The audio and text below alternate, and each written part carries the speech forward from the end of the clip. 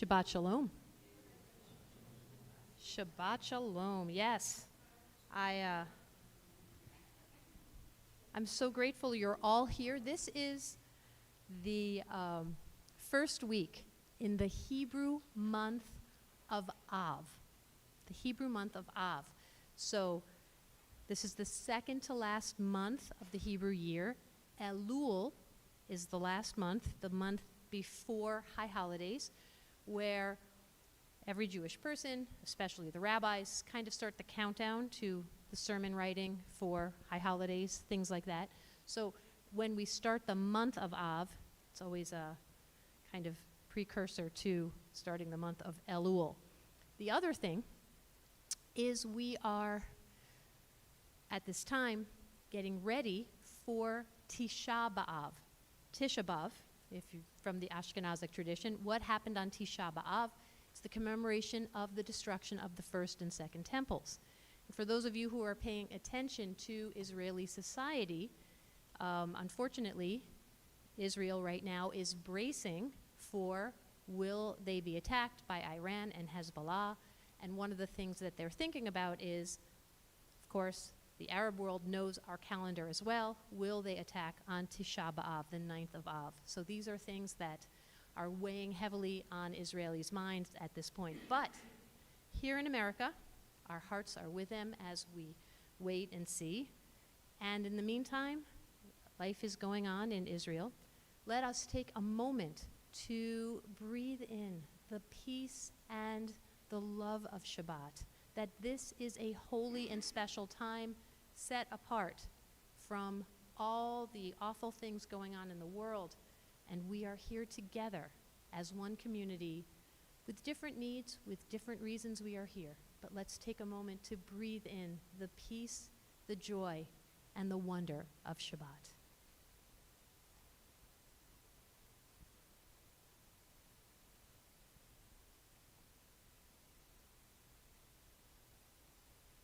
We come now to Shabbat, a holy and spiritual time of joy, of rest, and of peace. And you have come tonight to a very special Shabbat service.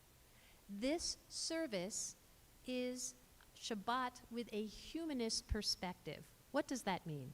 It means that tonight we will not be reciting the Shema, the declaration of belief in one God.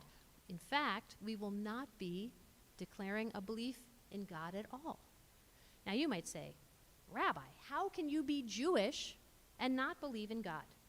But nobody has to accept any kind of preconceived notion of God in order to be Jewish. In fact, the classic definition of a Jewish person is someone who is born of a Jewish mother.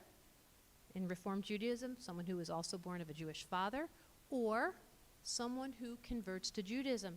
Converts to Judaism are seen as if they have always been Jewish, fully Jewish. We don't have someone who converts to Judaism and there's an asterisk. It's when you convert to Judaism, you're Jewish. That's it. So it's clear that those two definitions do not mention belief. So there's no litmus test for do you believe in God in order for you to become Jewish. Baruch Spinoza was one of these heretical thinkers who pointed out, much to his chagrin, because he was then banished from the Jewish community, that God is not transcendent or understood by Abraham, Isaac, and Jacob, and that you don't have to believe in the Torah as being written by God. You can be inspired by the stories of Torah, but you do not have to believe in God. So tonight we come together and we're going to consider, we're going to think, we're going to do a lot of learning. In the meantime, I would like to teach you a quick song. I'm going to teach you just the chorus because I'd like you to sing the chorus with me. I'm going to draw your attention to Hillel's song. That was a handout that was given to you when you walked into the sanctuary.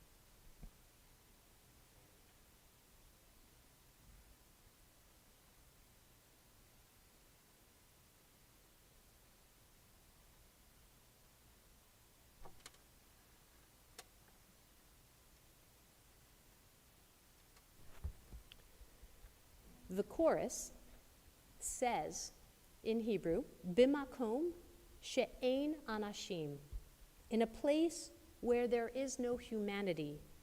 Hillel Omer, Hillel said, Hishtadel lihiot ish, strive to be a human, strive to be a mensch. In Judaism, a mensch is the best compliment you can get because it means a complete human being. So in a place where there are people who are behaving badly, strive to be the best human being possible.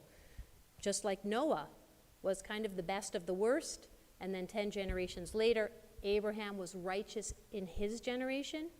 Strive to be the best human being you can be. And so, I'm going to teach you the chorus, and it goes like this.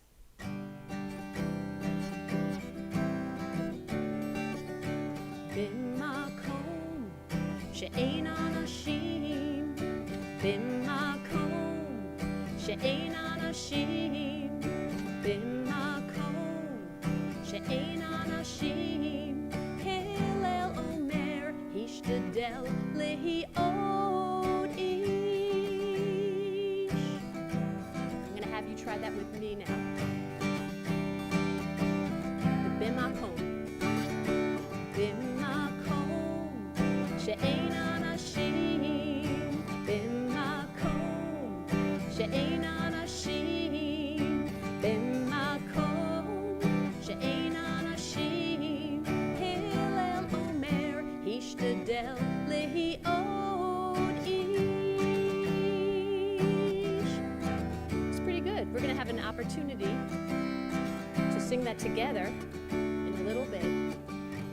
But in the meantime, how wonderful it is to sit among our friends, Hine Matov Umanaim, how wonderful and sweet it is to be together in our community. Let's sing together. Hine Matov Umanaim, Shevet Achim Gam Yachad. Hine Matov Umanaim, Shevet Achim Gam Yachad. Hine Matov, Shevet Achim Gam Yachad. Hine Matov, Shevet Achim Gam Yachad. Hine Matov Umanayim, Shevet Achim Gam Yachad. Hine Matov Umanayim, Shevet Achim Gam Yachad. Hine Matov Umanayim, Shevet Achim Gam Yachad. Hine Matov Umanayim, Shevet Achim Gam Yachad. Hine Matov, Hine Matov. Ya la la la la la la la la la. Hine V'umeim Matov. Ya la la la la la la la la la. Hine Matov Umanayim. Hine Matov Umanayim. Hine Matov Umanayim. Ya la la la la la la la la la. Hine Matov Umanayim, Shevet Achim Gam Yachad. Hine Matov Umanayim, Shevet Achim Gam Yachad.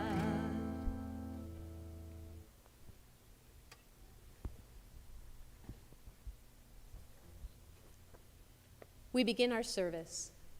As Shabbat approaches, the evening beckons us, inviting us to slow the pulse of our daily activities, to consider a different pace. It is at this time, at the end of our hectic week, that we create a silent space, a place to deepen our awareness of the passage of time. We pause to renew our vision, to refresh our spirit, to embrace the wonders of life together. As Shabbat approaches, we dare to dream. The dusk softens the stark light of reality. which often looks harsh, uncompromising, unbending. The night can intensify our imagination, encourage our hopes. May we use this time, this Shabbat, to renew our confidence. Let us look not only at the fragility of our lives, at our trials and disappointments. Let us emphasize the strength of our lives, the successes, the many pleasures that make up the fabric of our lives. Shabbat reminds us of the passage of time, encouraging us to use our time wisely, giving meaning to our lives. Shabbat reminds us of the beauty in life, allowing us to reflect upon the joys, the treasured moments in our days. Shabbat reminds us of the values of our Jewish heritage, prompting us to use this time, as did our ancestors, to consider what gives value to our lives. It is my pleasure to invite Cynthia forward to lead us in our candle lighting.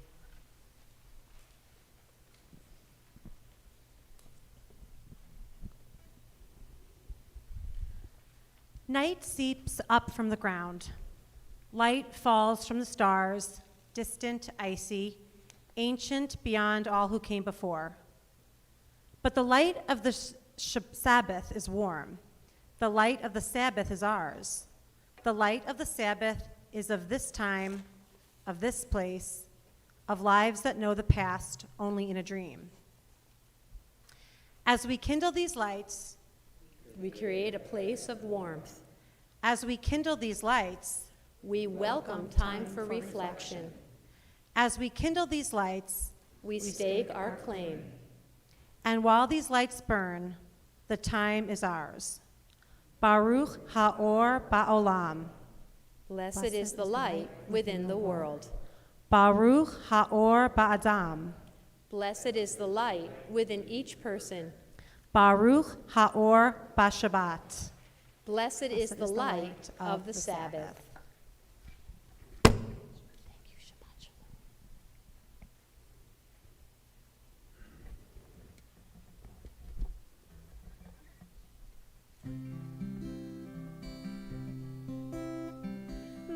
Yafe hayom, Shabbat shalom.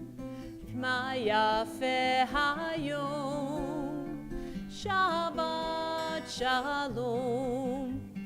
Shabbat, Shabbat shalom. Shabbat, Shabbat shalom.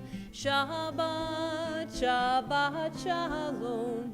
Shabbat shalom, ma yafe hayom. Shabbat shalom, ma yafe hayom. Shabbat shalom.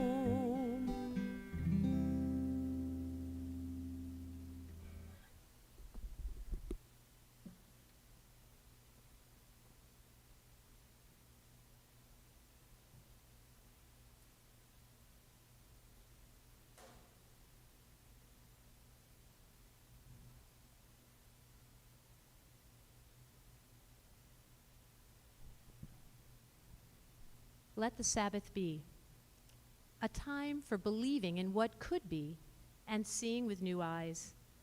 In the serious world, let us take ourselves less seriously. In these harsh times, let us listen for a soothing word. While the world around us unfolds in an instant, let us judge each other a little more slowly. Let the Sabbath shine a light into a corner of ourselves where hope is renewed. Let us remember a reason to be joyful, a way to be gentle. To this place we come to lengthen our perspective together. To this place we come to question and explore. In this place we awaken our imaginations. In this place, we draw strength as we allow ourselves to dream. Together, we share the challenges of an ever-changing world, a world often beyond our control, incomprehensible and frightening. Together we seek to find meaning, ease our fears, understand our purpose. Together we share the burden and the blessing of responsibility. Today we join together in the safety of community as we reflect on our Jewish heritage. Today we join together in the bond of community as we celebrate this moment. Let's take a moment right now to study a little Torah together. You see, this week is the Hebrew portion, Devarim, and Jewish communities all across the world are celebrating the beginning of the book of Deuteronomy. And so I'm going to ask if you have Etz Chaim Chumash. It can be found under the seat in front of you. If you are in the front seats, it's found under the seat that you're sitting on. And I want us to turn to page 981. Page 981.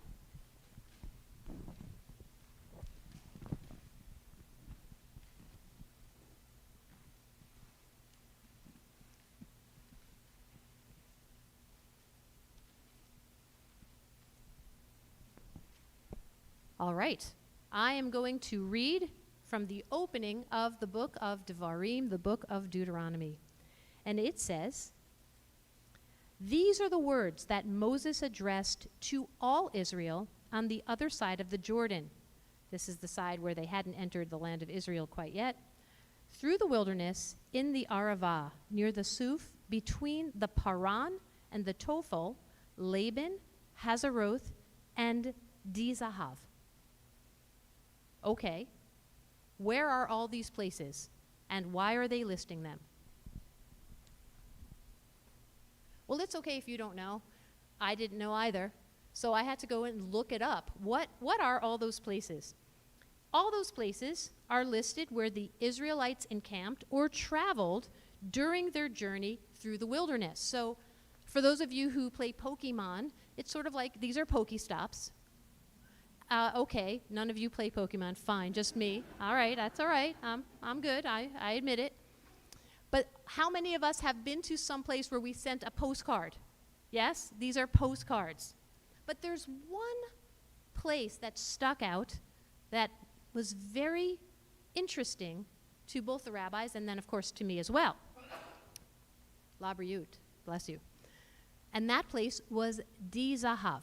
Any Hebrew speakers in the congregation tonight know what Zahav means? Anybody have the name Zahava? I'm sorry? Gold. That is correct. You get an extra cookie at the Oneg. Well done. Okay. Now, a golden cookie. So, Di Zahav. Di can also be translated as die, meaning die like enough. So during Pesach, when we sing the song Dai Dayenu, what are we saying when we say Dayenu? It's enough. So the name of this place was Enough Gold. Or some people interpret it as not just enough gold, but abundance of gold. So there was a place that the Israelites encamped, one of their Pokestops, was a place called Enough Gold. Why would the Israelites have a place called lots and lots of gold? Well, earlier in the Chumash, earlier in the story of the Israelites got gold. Did you know that? All right, we have to read it then, don't we? So I want you now to turn to page 332 in your Chumash. Page 332. I'll turn there too because I'm going to read it. 332.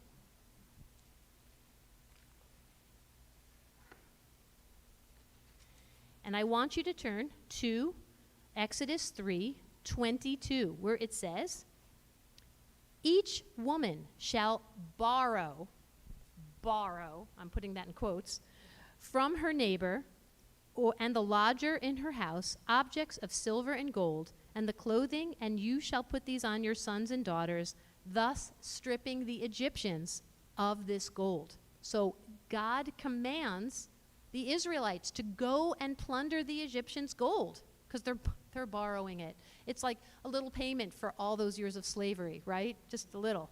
Okay, so that's one place where the Israelites got gold, but now we're going to go find another place where the Israelites were commanded to plunder the Egyptians of their gold. Page 387.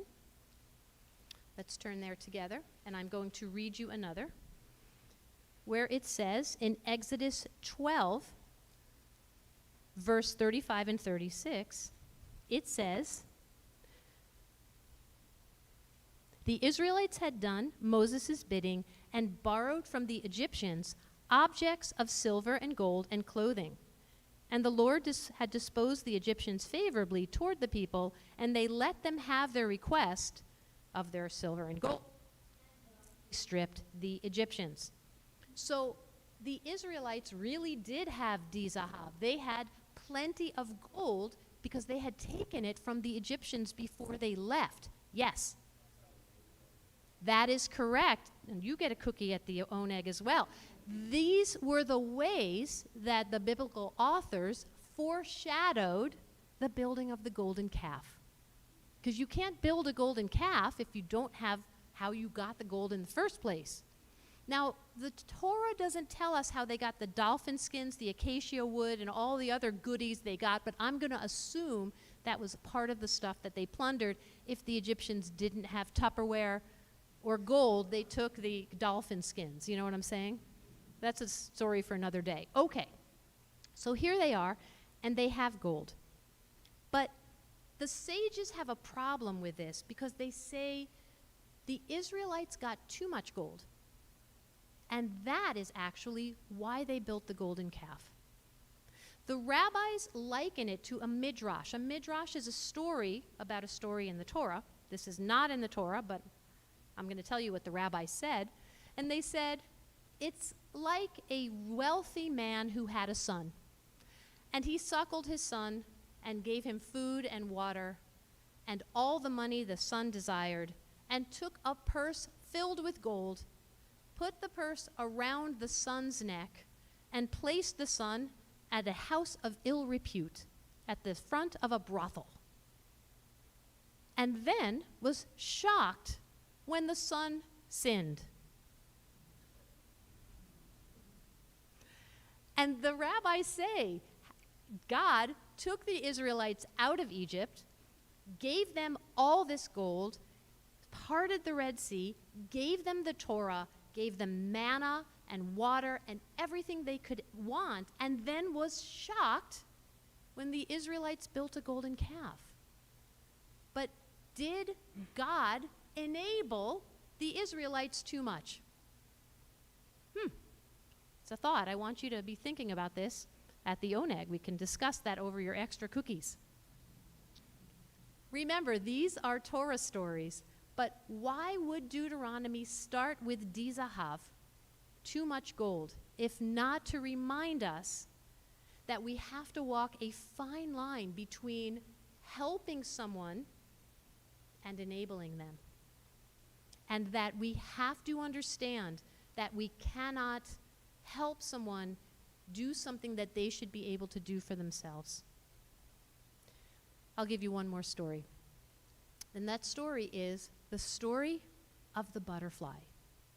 For those of you who know the metamorphosis, when the caterpillar goes into the cocoon and it struggles and it is about to come out, it's going through the pupa stage and it's, about to emerge as a butterfly, you see a lot of struggling happening with that pupa.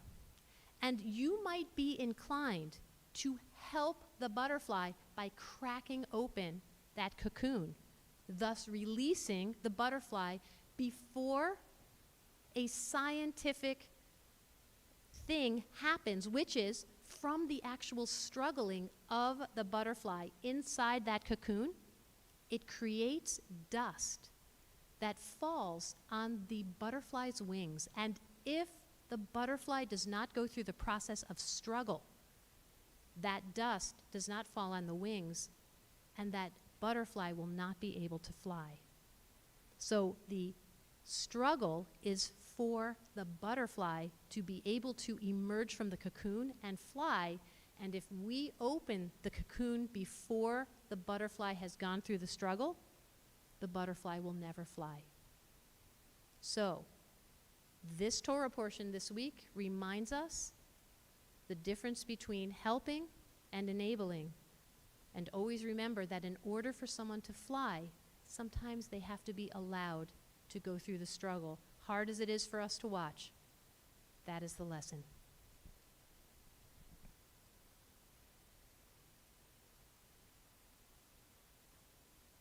Let's continue. I believe. Page 4. I believe that we have the power to make tomorrow different from today. I believe that poverty need not be permanent and people not learn war forever. I believe in people despite the misery and suffering we sustain. I believe that there can yet be a time of peace and a time of justice, a time for unity for all who live on earth. I believe that we share the task of bringing that day closer by the way in which we live. The world may smile at my dreams, but no matter, I still believe. I'd like to talk to you a little bit about Hillel. Hillel was a rabbi from the 1st century BCE. He was Babylonian born, and then he moved to Israel to study. And of course, one of the most famous sayings of Hillel that was recorded in Pirkei Avot is, if I am not for myself, who will be for me? And if I am only for myself, what am I? And if not now, when?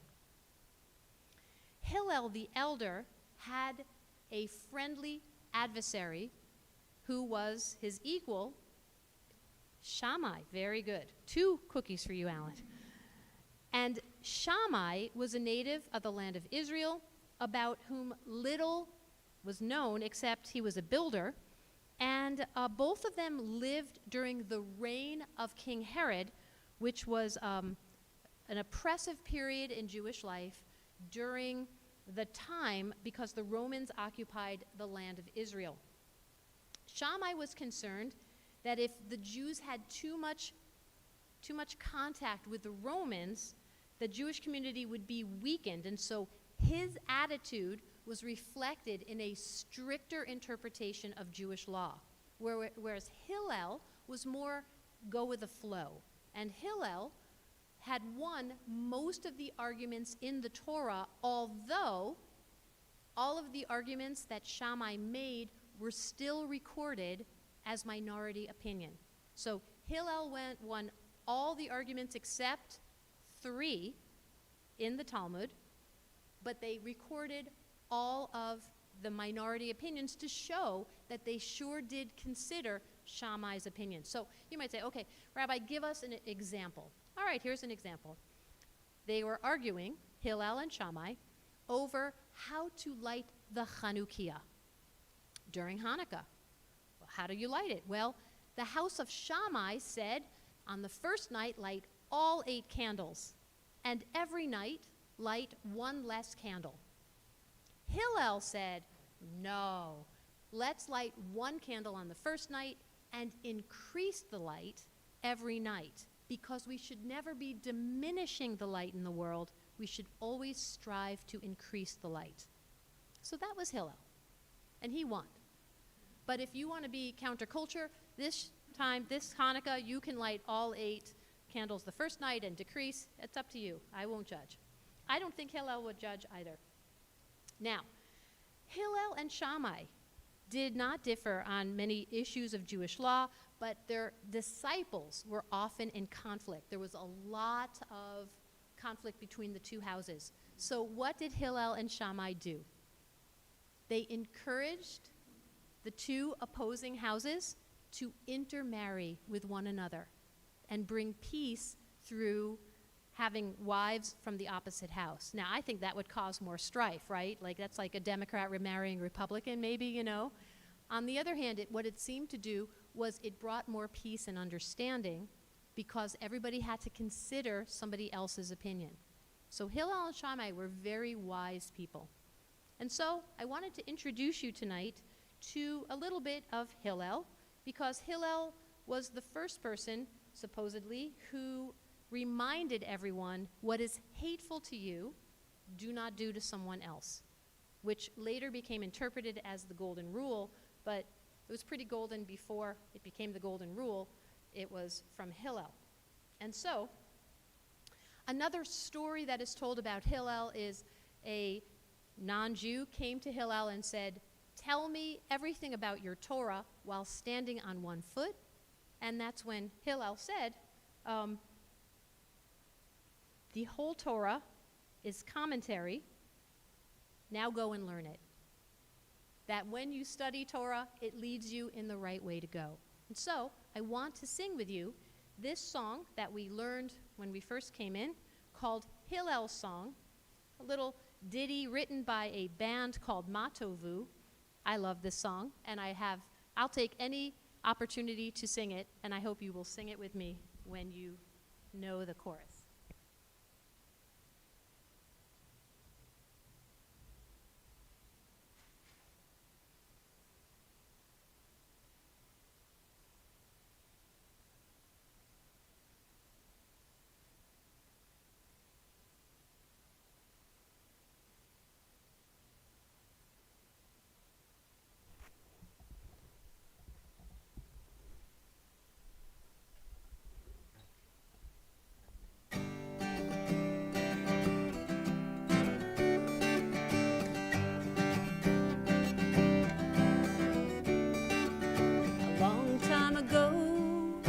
Lived a great teacher, Hillel was his name.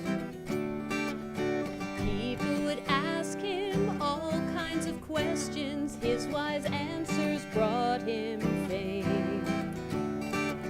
Someone once asked in a place that is evil, how are we supposed to behave?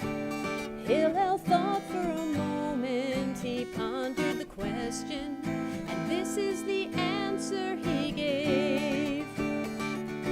B'makom she'ein anashim, b'makom she'ein anashim, b'makom she'ein anashim. Hillel omer hishtadel lehiot ish.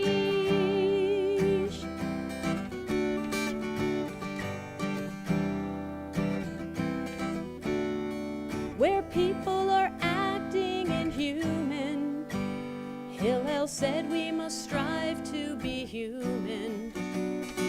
Make peace with your sister and brother. What is hateful to you, do not do to another. B'makom she'ein anashim, b'makom she'ein anashim, b'makom she'ein anashim. Hillel omer hishtadel lehiot ish.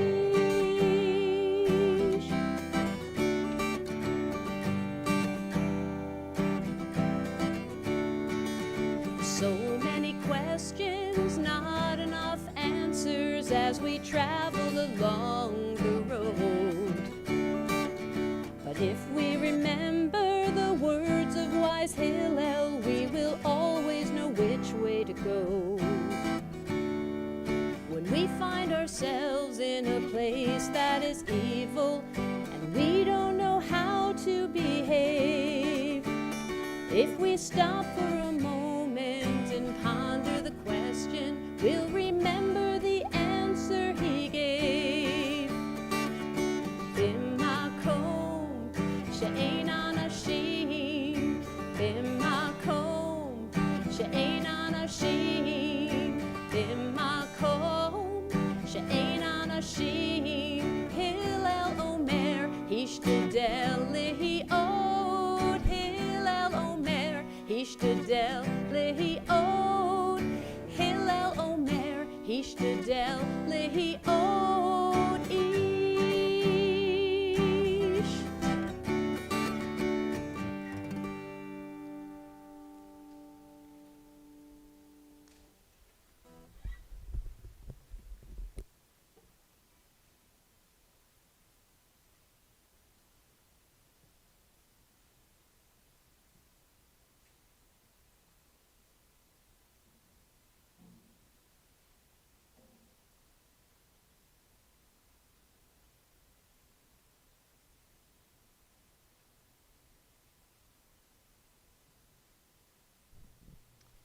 Hillel also said, Al tifrosh min hatzibur, do not separate yourself from the community. These are the walls that we share. These are the words we speak. Together, we lend our voices to one another. With breath and pitch, we build a greater sound. Our thoughts, unique and incomplete, join a river of words. Word upon word, careful and precise. Some carve a place to land, some launch a solo flight.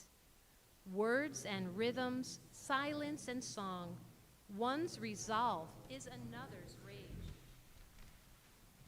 One's reflection, another's prayer. Touching the fingers of hope, treading the edges of fear, testing the boundaries of belief. These are the walls we share. These are the words we speak. May I discover the ability to feel the pain of others, work for others, among others, and there come to feel a part of that to which I belong. May I discover the ability to be alone so that I can go out of doors each day among the flowers and trees, among the birds and all that live beneath the sky of stars and planets, and there come to feel a part of that to which I belong. May I discover the ability to sit in silence so that I may hear not the voice of others, but my own voice, the beat of my own heart, the sound of my own breath, the utterance of my soul, and here come to feel a part of that to which I belong. Let's take a moment to meditate, to feel our soul and the message that our soul is giving to us while I go and turn the on.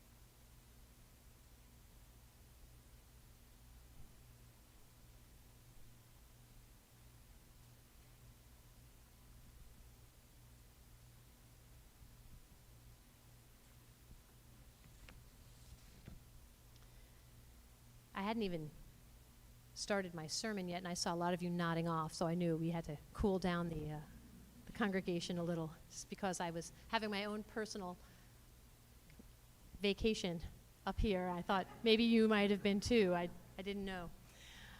This week I sent out the announcement that I was going to be speaking about, does God care who wins elections? And so I wanted to talk a little bit tonight about the history of warring nations and what it means when we invoke a deity to show that there is a larger force on our side. In the ancient world, if you believed that a warring nation was not only mortals fighting, but it was really an epic tale of conflict between two gods. When the opposing team lost, what that meant was that you not only vanquished the mortals, but you vanquished their god, and now they had to adopt your god. And so, a revolutionary idea was proposed during the biblical period when the Israelites were fighting the Canaanites, the Perizzites, the Hittites, all the different ites that they were fighting. And that is that when a foreign military defeated the Israelites, it did not mean that their God was bigger. The revolutionary concept was that God, the Israelite God, Adonai, wanted the Israelites to lose. And so the Israelites did not have to adopt another nation's God. They had to follow the mitzvot and the laws of Torah, because by following the right way, that would strengthen them, not only militarily, but spiritually. And that if they were to have lost, it was a reflection of their own internal shortcomings, spiritual shortcomings, not their military prowess. And this was a revolutionary concept back in the day. It was pretty brilliant, tactical, religious move by the leaders to ensure that a defeated people continued to believe in a God that they would otherwise have rejected. Now, when religions want you to believe that their way is the right way, they bear witness to you. They show you all the different ways that you should come to their side. So we know from history in medieval Europe, during the medieval period, European rulers frequently claimed the divine right to rule. It was this belief that the monarch was chosen by God, which legitimized their authority. In the early modern period, during the English Civil War, during the 17th century, both royalists and parliamentarians believed that they had divine support. Royalists saw King Charles I as God's anointed king, while the parliamentarians, including the Puritans, believed they were fighting a more godly government and were supported by divine will. I tell you this because what happened to the Puritans? They left, and where'd they come? They came here. I thought I'd just plant that seed for you a little bit. Okay. Then we have the American Revolution.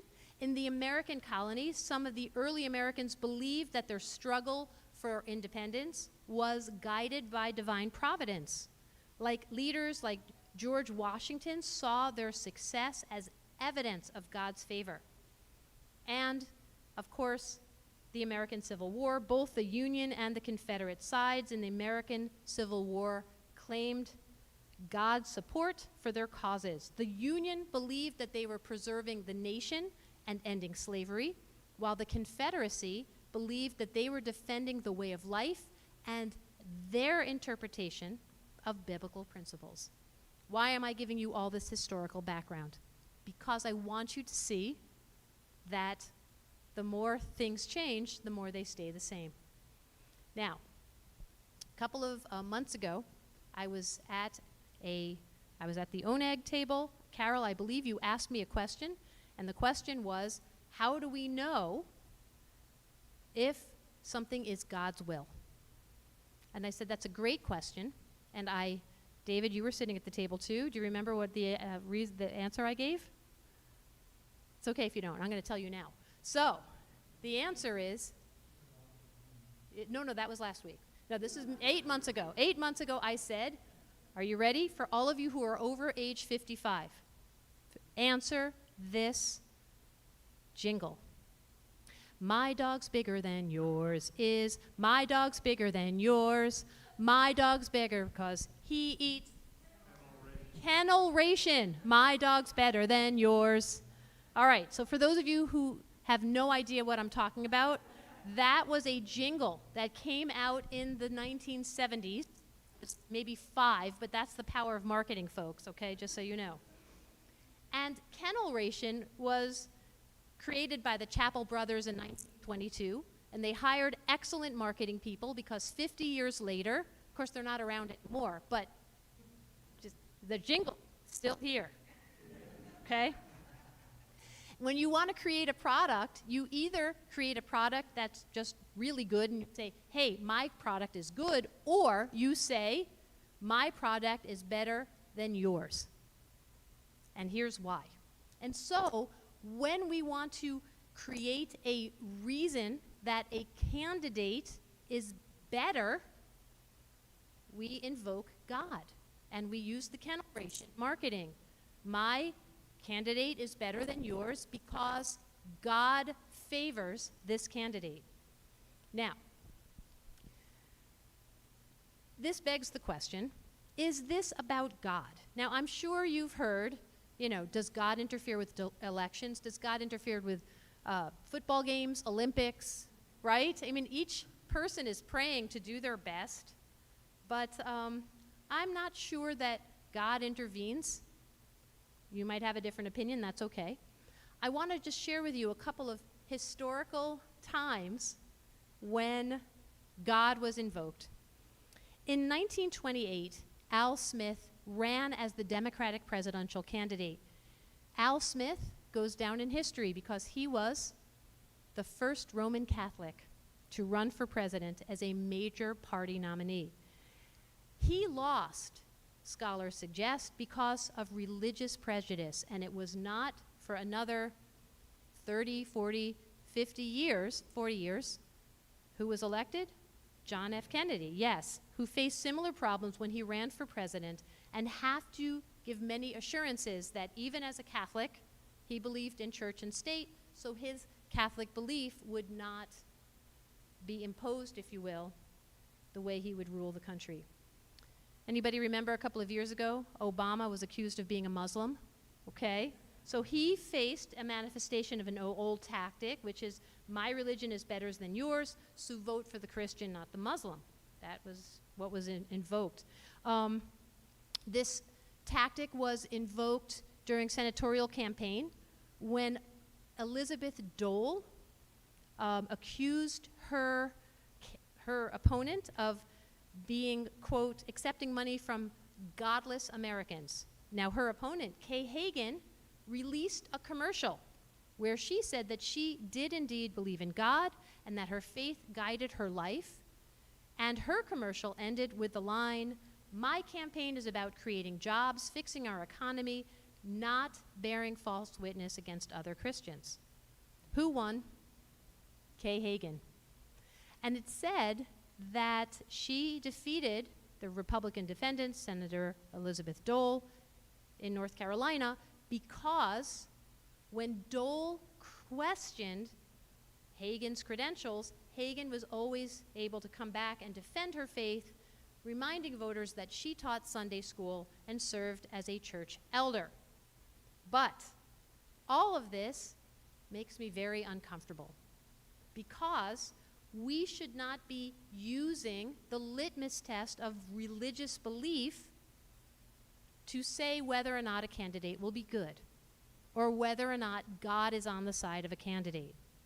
And so, as a rabbi and a Jew, I'm not the best judge of what it means for someone to be a good Christian. I just have to say, is this person good? And we go back to Hillel, to be the best human that we can be in a place where evil is happening, strive to be the greatest human being. To suggest that just because someone believes in God makes them superior than someone who maybe doesn't believe in God is insulting, and it's a false premise. Because a person doesn't have to believe in God to be a good person.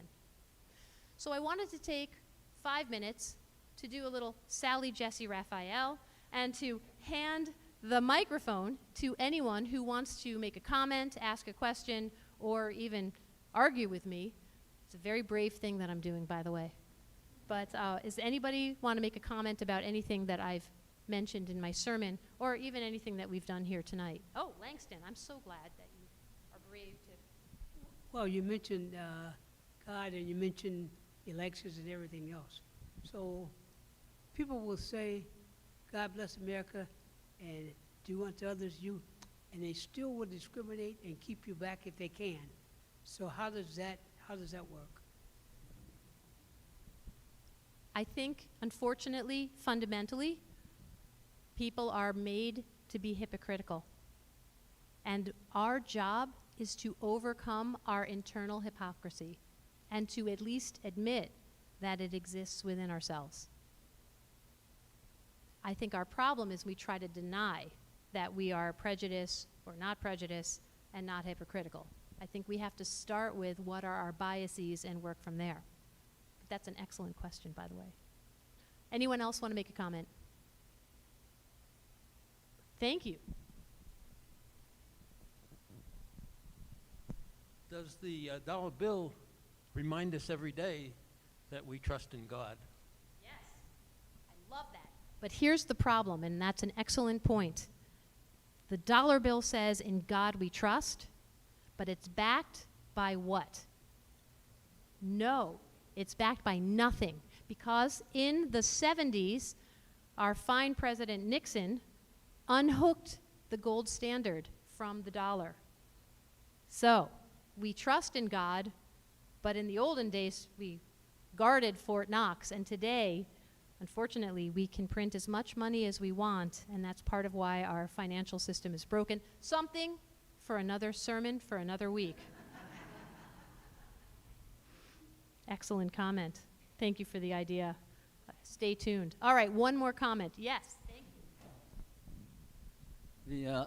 The last comment reminded me of reading what was said to be an old Arabic proverb, which pretty much was, trust in God, but tie up your horses. Amen. There you go. At this time in our worship service, our thoughts turn to those who are ill and in need of healing. And so we think of Rabbi Bruce Goldwasser, Rabbi Fred Wenger, Lila Roshowski, Len Schultzman, Peggy McGrath, Scott Stewart, Kelly Moses, David Menakos, Myrna Shapiro, and all who suffer whom we know not by name. Misha Berach Avotenu Avraham Yitzchak v'Yaakov, Ve'imotenu Sarah Rivka Rachel v'Leah, Hu Yivarech v'Yirapeh et kol cholei Yisrael, Vayishlach lahem bimheira, Refuah Shlema, Refuah Tanefesh, Refuah Taguf, and Nomar. Amen.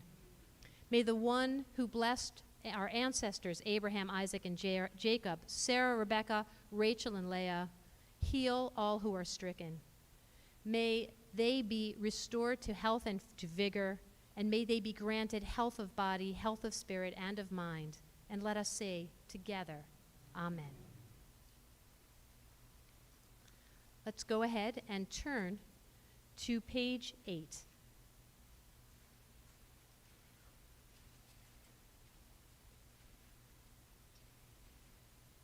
It is up to each of us to be informed and to consider carefully. But ideas are inert if they are not infused with life through acts of love and kindness. To know where we stand is crucial. To act is to be counted. Together, may the visions of our dreams and the wishes of our hearts be fulfilled.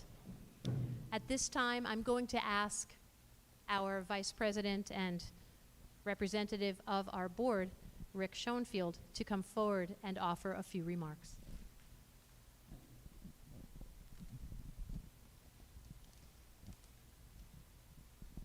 Shabbat Shalom. I'm Rick Schoenfield with some announcements on behalf of the board. Thank you first to our ushers, Deborah and Steve, and to our security team.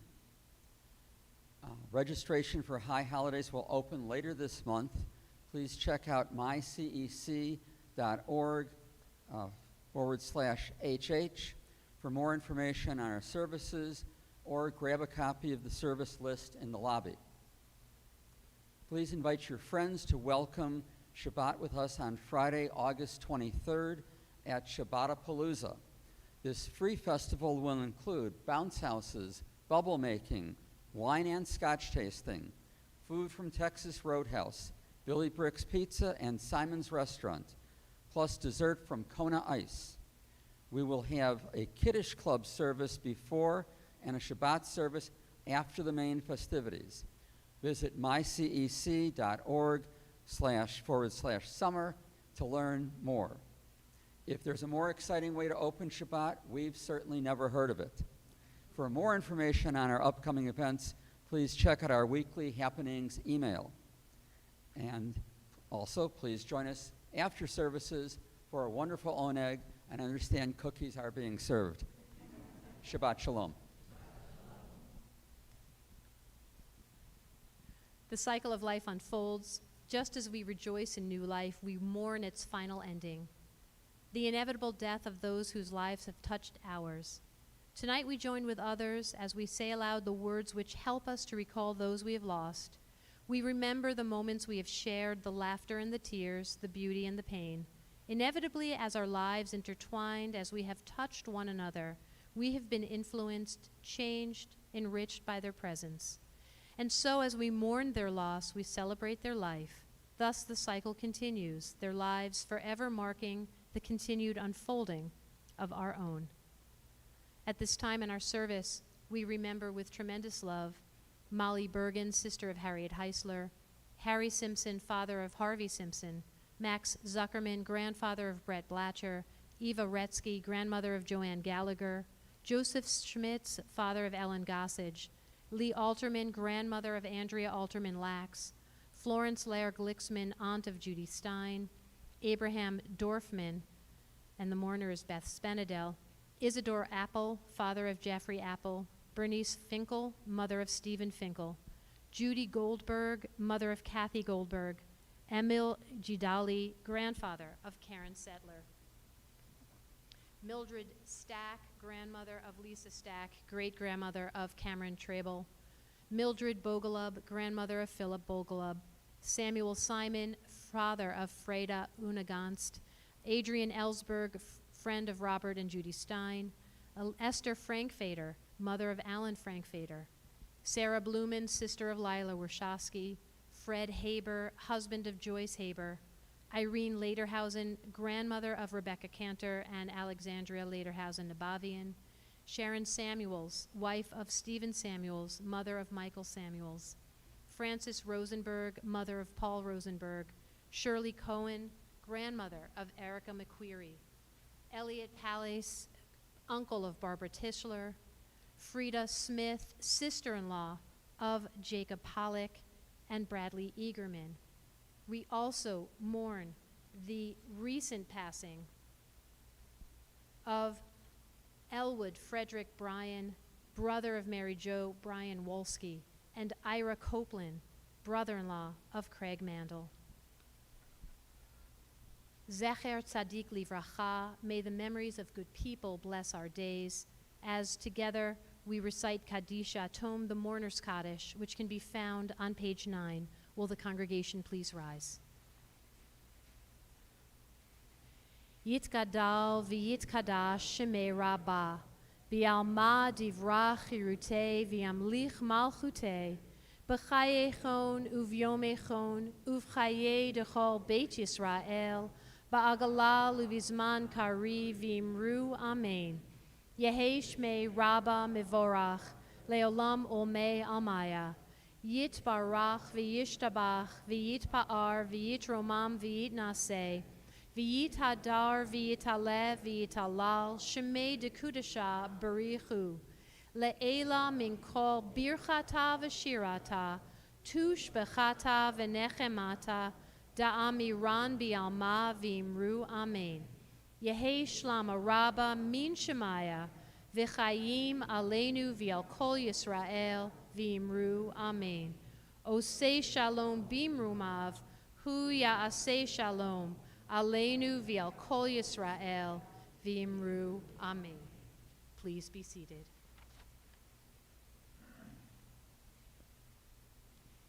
May we know blessings, those who are near. May we know blessings, those who are far. May the Sabbath bring its goodness to everyone soon, wherever they are. May we know blessings throughout the day. May we know blessings through the night. May health be for our children, all things soon be right. May we know blessings in our comings. May we know blessings when we depart. May we live each day with peace and wisdom in each heart. Ken Yehi, let it be. Shabbat Shalom. Let's go into the social hall, and all of us can have a nice cookie, but David and Alan go first.